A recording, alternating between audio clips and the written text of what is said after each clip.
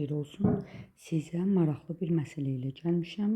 Burada deməli məsələndə görüldüyü kimi deyir eyni mol miqdarında götürülmüş asetilin və oksigen qarşının tam reaksiyası. Biz reaksiyanı yazaq, öncə misallaşdıraq. Reaksiya zamanı 2600 kilojul istilik ayrılıbdır. Eyni mol miqdarında götürsək, reaksiyadan 650 kilojul istilik ayrıldığını deyir.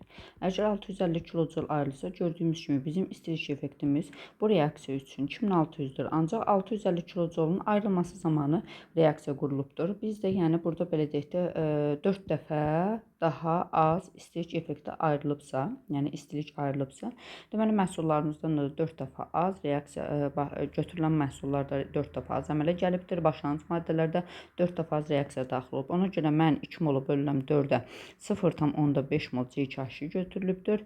5-i də 4-ə böldükdə 1,25 mol da O2-dir. Onda bu zaman 1 mol CO2 əmələ gələcəkdir. 4 dəfə az, 2 mol yox, 4 dəfə az, 0,5 mol da H2 əmələ gələcək. Amma buradakı cümləyə baxırıq, eyni mol miqdarında.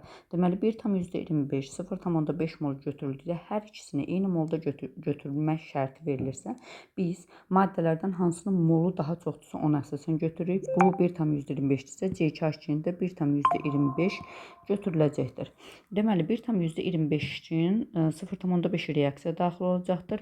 1,25-dən 0,5-i çıxıram və alıram ki, cavabımda burada 0,75 mol, deməli C2H2 artıq qalacaqdır və məhsullarımızda 1 mol CO2 ilə 0,5 moldur. 1 mol CO2 0,5 mol. Bizim bu cəmimiz nə qədərdir? Deməli 1,5 ilə 225-dir. 225 mol reaksiyadan sonra qaz belə deyək maddəmiz olacaqdır.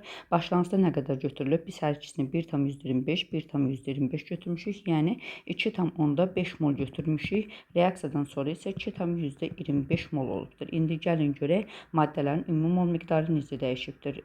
Belə eləyə bilərik. 2,5-dən çıxıram 2,25-i bölürük ilk mol 2,5-ə vursaq 100-ə, deməli cavabımız eləyəcək 10%. Və təbii ki 2,5-dən 2,25-ə gəlibsə azalmadır. Deməli 10% azalıb. Cavab oldu A variantı.